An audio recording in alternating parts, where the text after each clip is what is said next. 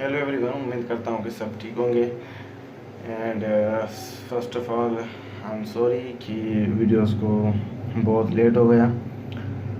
कुछ ज़्यादा बिजी होने की वजह से वीडियोस में अपलोड नहीं कर सका। आप लोगों को ज़्यादा कमेंट्स थे कि सेकंड चैप्टर्स की वीडियोस अपलोड की जाए।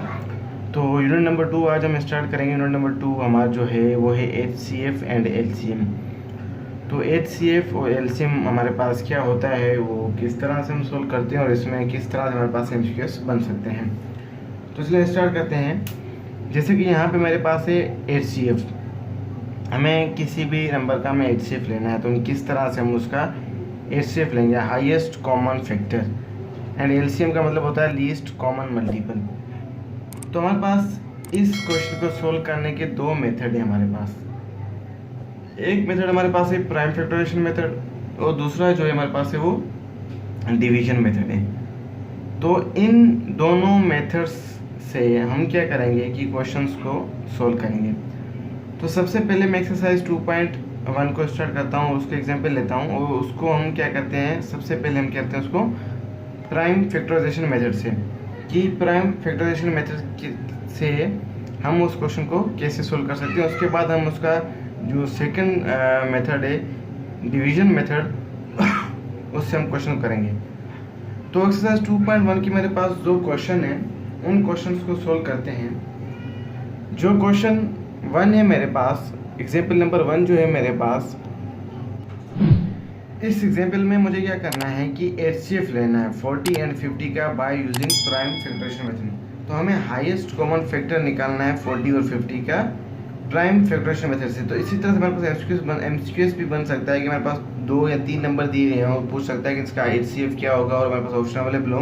तो इसको हम जल्दी से हम क्या करेंगे, 40-50 सेकेंड्स में हम क्या करेंगे, इसको सोल्व करेंगे। तो इसको सोल्व करने का तरीका होता है कि सबसे पहले आपको नंबर्स का LCM लेना आना चाहिए। अच्छी तरह से आपको नंबर्स का LCM लेने आना चाहिए कि हम नंबर्स का LCM लें।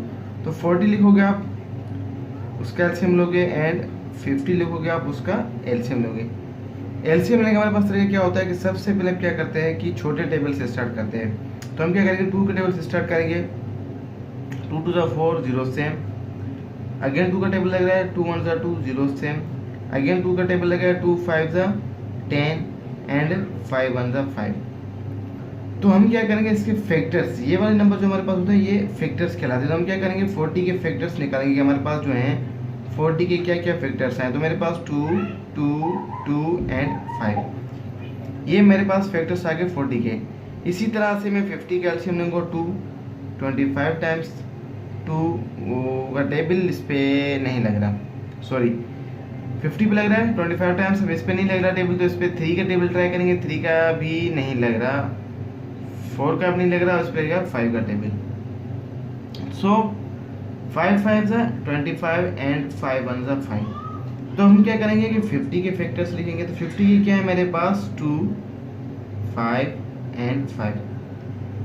अब जब आपने इन दोनों नंबर्स के LCM ले लिए, LCM लेने के बाद इनके फैक्टर्स लिख लिए, अब क्या करेंगे, जो इनमें कॉमन है, जो इनके कॉमन नंबर्स हैं, आप उनको वो देखना है। तो हमारे पास देखो 2 इसमें भी है, इसमें भी है, एक तो ये कॉमन है और दूसरा इसके अंदर 5 यहाँ भी है और यहाँ भी है, ये इसके अंदर कॉमन है। तो मेरे पास इन दोनों के अंदर जो है वो कॉमन नंबर्स कौन से आए, कॉमन जो हमारे पास कॉमन फैक्टर्स कौन से हमारे पास, सबसे पहले आप वो लिखोगे। तो कॉमन फैक्टर्स जो है मेरे पास वो हैं 2 और 5। क्या है, 2 और 5, इनके बीच में प्रोडक्ट हो रहा है, यहाँ पे प्रोडक्ट। जब आप क्या करेंगे, 2 को 5 से मल्टीप्लाई करेंगे तो क्या हो जाएगा, 2 5 10, तो 40। सो क्या लिखेंगे, HCF ऑफ 40 एंड 50 इज 10। ये हो जाएगा इसका आंसर। मतलब कि जो ऑप्शन आपके पास अवेलेबल होगा तो उस पर आपको यहाँ पे क्या करना है कि यहाँ पे आपको टिक लगाना है कि मेरे पास जो है 40 और 50 का जो HCF है वो मेरे पास क्या आ गया, 40 एंड 10। इसी तरह से एक्सरसाइज 2.1 का जो है क्वेश्चन, जो एग्जाम्पल नंबर जो है हम 2 को सोल्व करते हैं। 2 जो मेरे पास है यहाँ पे बुक के अंदर, 2 जो मेरे पास है वो है 27 27 एंड 36। मैं दिखा देता हूँ आपको बुक में भी कि हम कौन सा क्वेश्चन सॉल्व कर रहे हैं। अभी मैं कर रहा हूँ एक्सरसाइज 2.1 का जो है 1 को एग्जाम्पल होगा, इसमें नंबर 2 करते हैं। किससे करना है? हमें प्राइम फैक्टराइजेशन मेथड से करना है। तो क्या लिख लिया मैंने? 27 एंड 36 मैंने यहाँ पे लिख लिया। अब हम क्या करते हैं, क्वेश्चन को सोल्व करते हैं उसी पैटर्न के थ्रू। तो सबसे पहले मैं क्या करूँगा कि 27 का एलसीएम लूँगा। जब मैं 27 का एलसीएम लूँगा तो मेरे पास एलसीएम क्या आएगा? इस पर 2 का टेबल नहीं लग रहा है क्योंकि ये ऑड नंबर है, जिसपे सारे के सारे ये ऑड नंबर है, तो इसमें इवन टेबल्स नहीं लगेंगे, ऑड टेबल्स लगेंगे।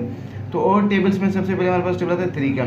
तो 3 9 ज़ा 27, 3 3 ज़ा 9 एंड 3 1 ज़ा 3। तो 27 के जो मेरे पास फैक्टर्स बन रहे हैं वो क्या बन रहे हैं? 3 3 एंड 3। 36 का एलसीएम लेते हैं हम। जब 36 का हम एलसीएम लेंगे तो क्या आ जाएगा मेरे पास? इस पे भी 2 का टेबल लग रहा है। 2 1 सा 2, 1 इधर आ जाएगा 16, 8 2 सा 16, 2 9 सा 18, 3 3 सा 9 एंड 3 1 सा 3। तो 36 के जो मेरे पास नंबर आ रहे हैं वो क्या आ रहे हैं? 2 2 3 एंड 3। अब उसी तरह से यहाँ पे मुझे क्या करना है कि इन नंबर्स का जो है कॉमन निकालना है, कॉमन। तो यहाँ पे क्या हो रहा है? यहाँ पे कोई सा भी नंबर कॉमन नहीं आ रहा, सिर्फ एक ही जो है 3 3 यहाँ पे कॉमन आ रहा है। तो HCF ऑफ 27 एंड 36 इज क्या हो जाएगा हमारे पास? 3। HCF का मतलब ये होता है कि कौन सा नंबर है जो इन दोनों में आएगा, या कौन सा टेबल है जो इन दोनों पे लगेगा। तो वो है 3 का टेबल। हाईएस्ट कॉमन फैक्टर जो इन दोनों का क्या हो जाएगा? हाईएस्ट सबसे बड़ा जो कॉमन फैक्टर क्या हो जाएगा मेरे पास इनका? वो हो जाएगा 3। तो क्वेश्चन नंबर 3 को सोल्व करते हैं। क्वेश्चन नंबर एग्जाम्पल नंबर जो 3 है मेरे पास उसको हम सोल्व करते हैं। तो एग्जाम्पल नंबर 3 जो है वो है 24 एंड 56। मुझे क्या करना है? इसका LCM लेना है, सॉरी HCF लेना है प्राइम फैक्टराइजेशन मेथड से। तो ऐसा करते हैं कि 2 डिजिट्स वैल्यूज वाले हमने क्वेश्चन कर लिए। ऐसा करते हैं कि क्वेश्चन नंबर को 8 को हम ट्राई करते हैं, जो 3 का है, या क्वेश्चन नंबर 7 को हम ट्राई करते हैं 3 डिजिट्स वैल्यू उस तरह हम किस तरह लेंगे? 20 है, 60 है एंड 80 है। तो इसका हम क्या करेंगे? HCF किस तरह से लेंगे? फर्स्ट स्टेप वही आपने क्या करना है? इन तीनों का क्या करना है? LCM लेना है। इसका LCM लेना है, इसका LCM लेना है एंड इसका LCM लेना है। जब इसका LCM लेंगे तो 2 1 ज़ा 2, 0 से 2 5 ज़ा 10 एंड 5 1 ज़ा 5। इसका LCM लेंगे 2 3 ज़ा 6, 2 1 ज़ा 2, 5 2 ज़ा 10, 3 5 ज़ा 15 एंड 5 1 ज़ा 5। इसका एलसीएम लेंगे 40, 20 times, 10 times and 5 times and 5 1 ज़ा 5। उसके बाद सेकंड स्टेप में क्या करना है? आपको इन सबके फैक्टर्स लिखने हैं। तो 20 के क्या है? 2 2 एंड 5। 60 का क्या है मेरे पास? 2 2 3 एंड 5। 80 का मेरे पास क्या फैक्टर्स हैं? 2 2 2 2 एंड 5। अब आपने क्या करना है कि इन तीनों में आपको कॉमन निकालने हैं। तो एक तो इसमें 2 कॉमन है, हाईएस्ट कॉमन फैक्टर क्या हो गया? 2 आपने कॉमन निकालना है। एक ये हो गया, दूसरा ये हो गया और एक ये हो गया हमारे पास। तो जब आप इनके कॉमन जो हाईएस्ट है वो लिखेंगे 2 2 एंड 5। सो 2 2 ज़ा 4, 4 5 ज़ा 20। तो इनके अंदर HCF क्या बनेगा? 20 HCF ऑफ क्या लिखेंगे हम? HCF of 20 60 and 80 is 20। Highest common factor मतलब कि सबसे बड़ा कॉमन फैक्टर में क्या आ रहा है? वो आ रहा है 20 आ रहा है। तो 20 इसको भी एग्जैक्टली डिवाइड करेगा, इसको भी। तो हाईएस्ट कॉमन फैक्टर हमारे पास क्या हो जाएगा? 20 हो जाएगा। तो 2.1 के एग्जाम्पल नंबर 3 4 मैंने कर लिए।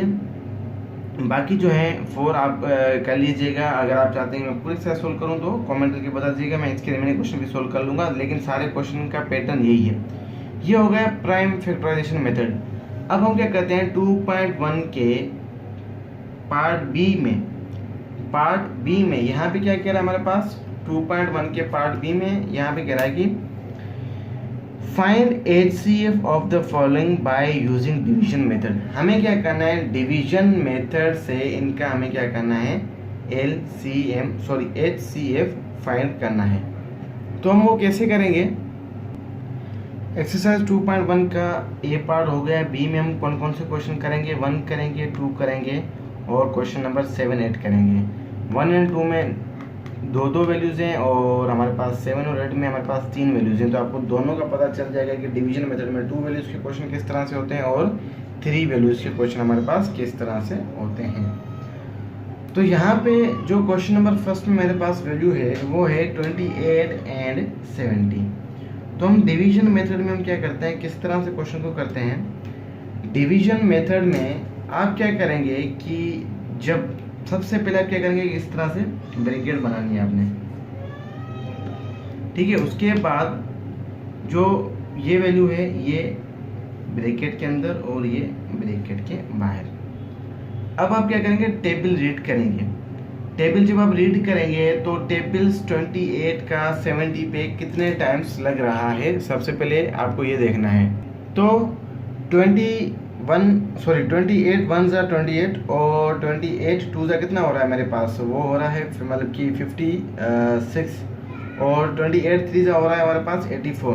तो 84 तो बढ़ जाएगा तो हम क्या लिखेंगे कि 28 2 ज़ा हमारे पास कितना हो जाएगा, तो 28 60 और ये हो जाएगा 56।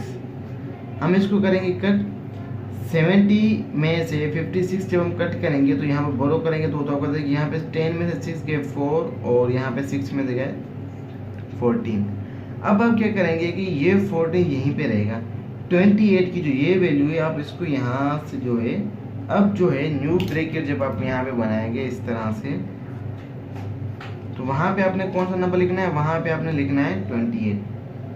तो अब हमारे पास क्या हो गया, डिविडेंड ये हो गया और डिवाइजर ये हो गया। अब अगेन इस पे जब टेबल रीड करोगे तो 28 पे 14 का टेबल रीड करेंगे तो 14 1 ज़ा 14, 14 2 ज़ा 20, 14 2 ज़ा 28, कट करेंगे 0 0। तो यहाँ से आपको क्या पता चला कि जो हमारे पास यहाँ पे जो वैल्यू बचेगी वो क्या हो जाएगी, HCF ऑफ 28 एंड 70 इज 40। तो 28 और 70 का हाईएस्ट कॉमन फैक्टर जो मेरे पास है वो क्या बन रहा है, वो बन रहा है मेरे पास 14। जैसे कि अगर 28 पे 14 का टेबल लगाए तो 2 टाइम्स लग रहा है और यही जो है हम जो टेबल जो है 70 पे लगाए 14 का कितने टाइम्स लग रहा है, 5 टाइम्स लग रहा है। तो इसका मतलब ये हुआ कि इन दोनों का हाईएस्ट कॉमन फैक्टर क्या हुआ, 14।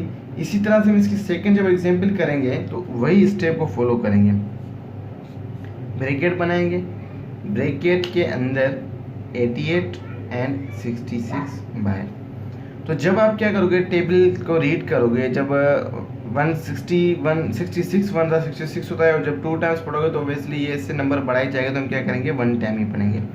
तो 61 ज़ा 66, कट करेंगे 88 में से 66 कट हो जाएंगे तो बाकी क्या रह जाएंगे मेरे पास 22। तो अगेन फिर हम ब्रैकेट बनाएंगे।